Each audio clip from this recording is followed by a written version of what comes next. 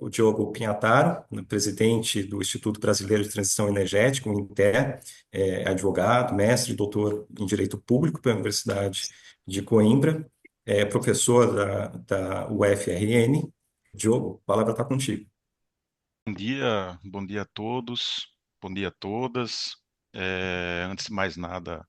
agradecer esse honroso convite da Camarb, né, através da Soraya, do Guilherme, né. É extremamente salutar, né, que a gente tenha esse ambiente de discussões sobre temas dos segmentos, de um modo geral, né, do setor energético, que são muitos, mas eu vou tentar dar um pequeno overview, né, dentro daquilo que é a transição energética para o Brasil, né, e para o mundo. A gente tem existe um contexto, né, de transição energética que ele é bem diferente a depender do local onde nós nos encontramos. No Brasil, por exemplo, a gente tem uma particular diferença, bastando ver, né, ou comparar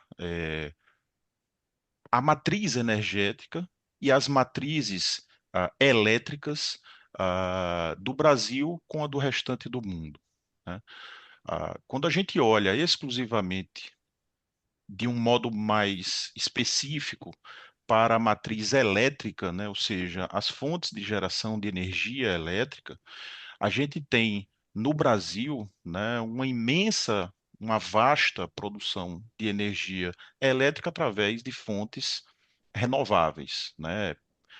para além de 80%, 85%, 86%, né, quase beirando já os 90% da nossa matriz elétrica, ela é renovável, né? Mas quando a gente compara isso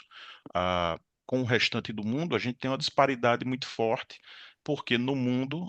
esse percentual ele gira em torno de 30% apenas, né? Sendo todo o restante, né, não renováveis. Então, isso já dá uma dimensão, né, para nós daquilo que deve ser os desafios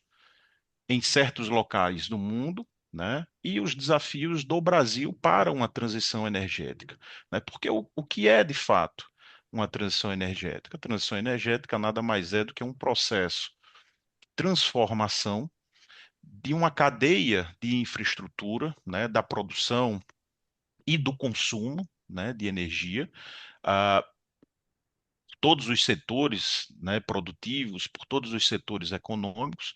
com o objetivo de chegar a um ponto ótimo, né, de neutralidade das emissões líquidas de gases de efeito estufa, né, dentro daquele país. Só que a gente olha, evidentemente, a transição energética para dentro de cada país e no caso do Brasil, a gente tem desafios diferentes do que o resto do mundo.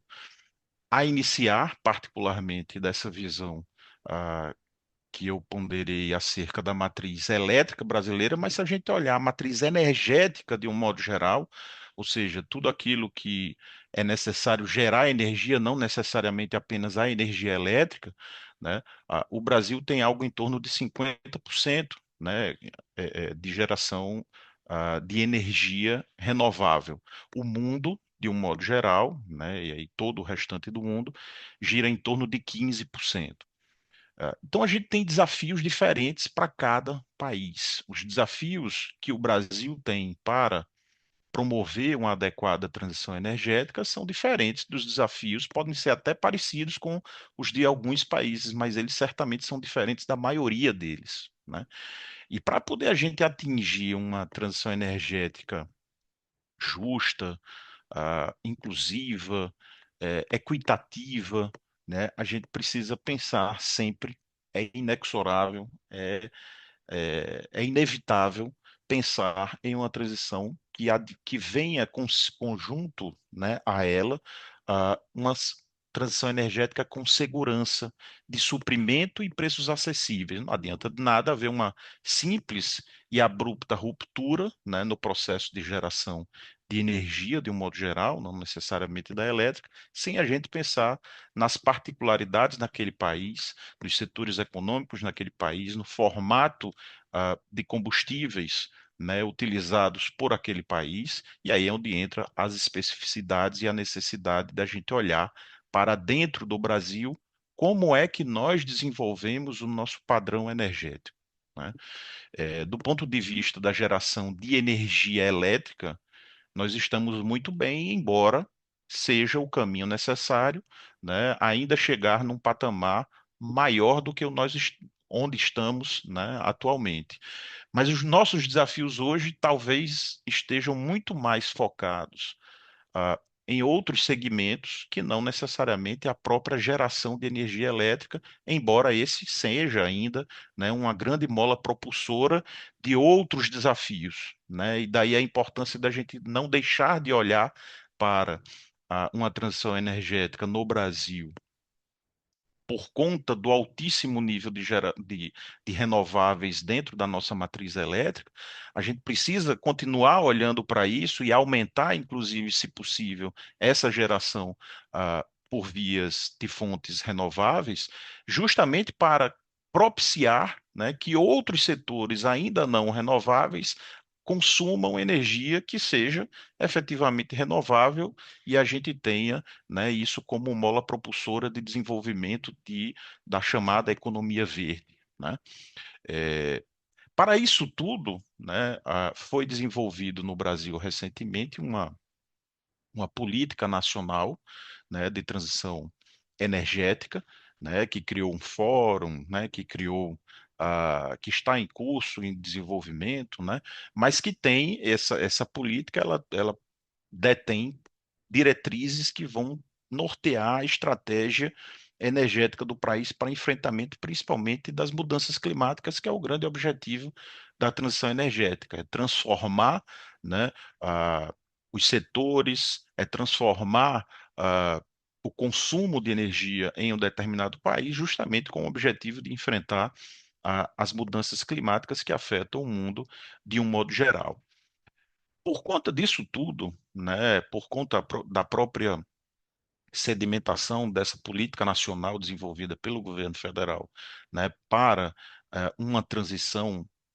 energética efetiva, inclusiva, segura, justa, equitativa, né, é, por conta disso tudo, o setor de energia ele tem ganhado muito destaque nos últimos anos, mas em especial nos últimos 2 anos, né, no Congresso Nacional, porque de nada adianta pensar em uma transição energética sem garantir previsibilidade aos investimentos que são necessários que ocorram para que essa transição efetivamente ocorra, né?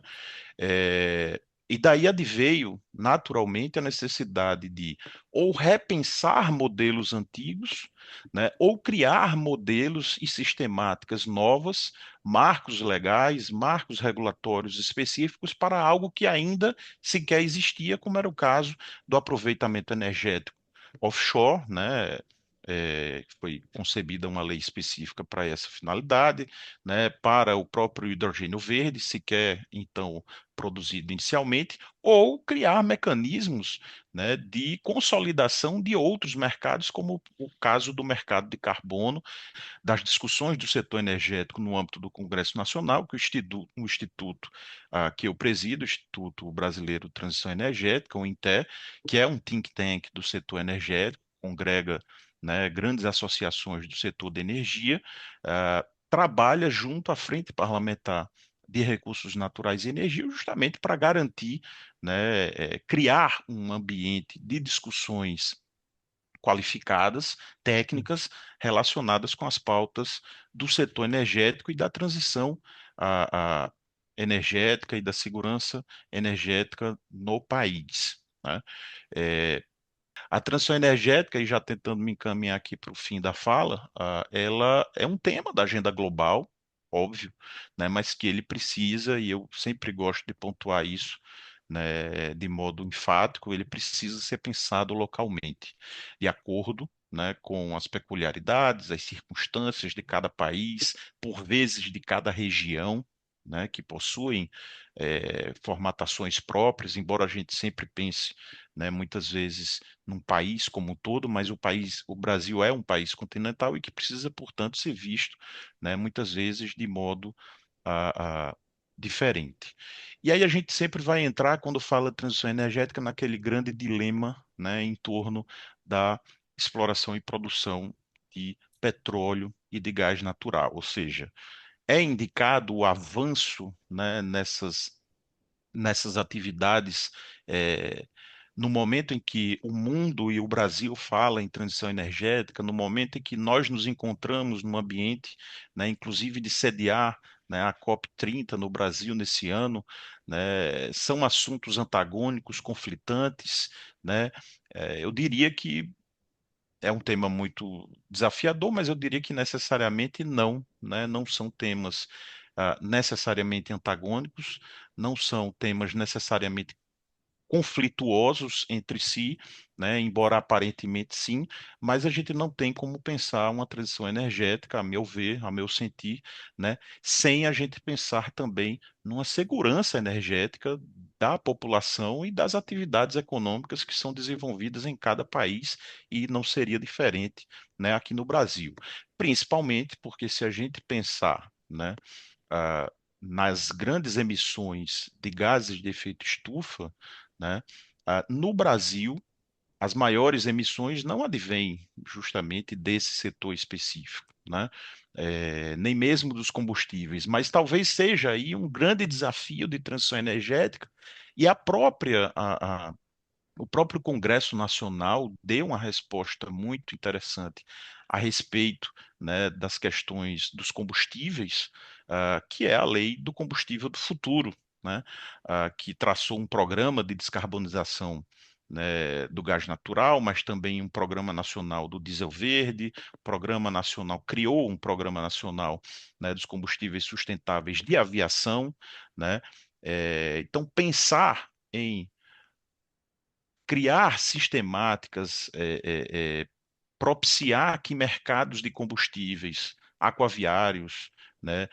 de aviação, terrestres, não desconsiderando que a nossa grande malha, né, propulsora de logística no Brasil é a malha terrestre ainda, né? Então, criar incentivos para outros formatos, né, de transportes, de rede de transportes no Brasil, faz parte de uma agenda de pensar, né, a transição energética de um modo mais amplo. Eu acho que essa lei, a lei do combustível do futuro, terminou dando, né, daquilo que a gente deve olhar e deve pensar, né, não simplesmente retirar de qualquer espaço de possibilidade de atuação uma atividade econômica tão importante como é, por exemplo, o caso da exploração e produção de petróleo, que precisa sim ser adaptado, que precisa sim ser melhorada no sentido, e isso vem sendo feito, de certo modo, quanto à geração de gases de efeito estufa, porém, né, tudo isso precisa ser paulatino, não pode ser nada abrupto, do contrário, né, a gente vai ter muito mais efeitos prejudiciais, né, a toda a população de um modo geral, a todas as atividades, né, econômicas de um modo geral, né, e não é isso certamente aquilo que está nos finalmente, né, quando a gente fala de transição energética. Então, né, o Brasil ele não está nesse processo todo, né, numa primeira onda de transição energética como boa parte do mundo está, né? Possivelmente o Brasil está numa segunda ou numa terceira onda de transição energética, uma onda certamente diferente, né?